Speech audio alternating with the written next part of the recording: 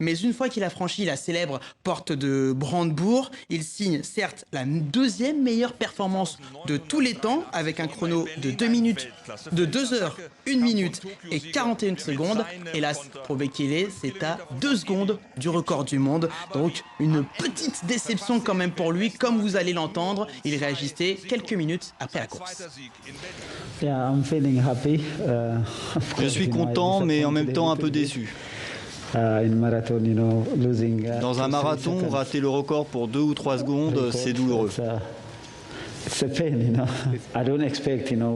ne m'attendais pas à un record pour ma première dans cette course. Nous allons mieux nous préparer pour la prochaine fois. Un mot de la course féminine avec la victoire d'une autre Éthiopienne, Achetée Bekele.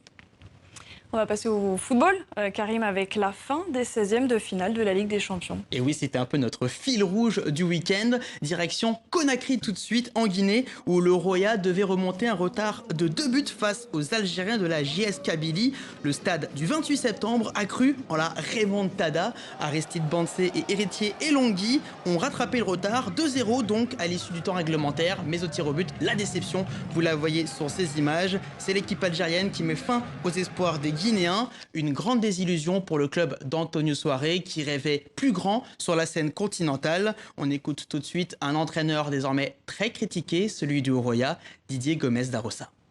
Je crois qu'aujourd'hui on a vu de très bonnes choses. Il n'y a personne ici qui peut dire qu'il n'a pas vu un très très bon Roya aujourd'hui.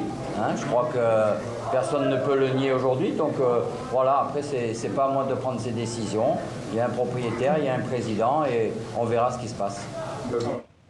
Et pendant ce temps-là, l'AS Vita Club s'en sort. Et oui, après un nul 0-0 à l'aller, la victoire était obligatoire pour le club de Kinshasa. Et au stade des Martyrs, l'objectif est atteint. Il a suffi d'un pénalty de Merveille Kikassa juste avant la mi-temps pour assurer l'essentiel. Une victoire donc 1-0 et une qualification pour les phases de poule. Et vous allez entendre Florent Ibengue, l'entraîneur. L'essentiel est acquis.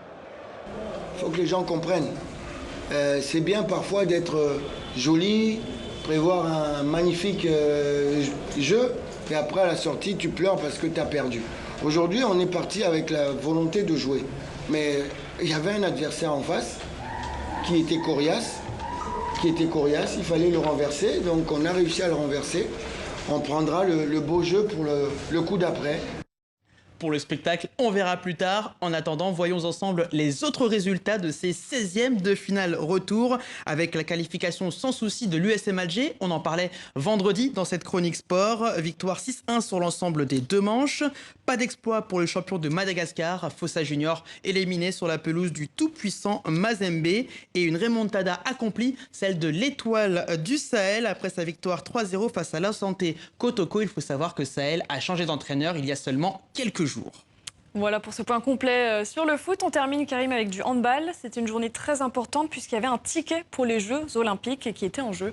Et oui, à Dakar, le tournoi de qualification olympique féminin mettait aux prises 3 équipes après le retrait du Cameroun. Il y avait la RDC, l'Angola et le Sénégal. Et ce soir, c'était un match décisif entre les Lions de la Teranga et les Palancas Negras. Hélas, pour les Sénégalaises, le soutien de la Dakar Arena n'aura pas suffi. Défaite du Sénégal et donc victoire de l'Angola. Logique sur le score de 22-14. Une logique respectée. Pas de Jeux Olympiques de Tokyo pour les Lions, ça aurait été une première, donc dommage.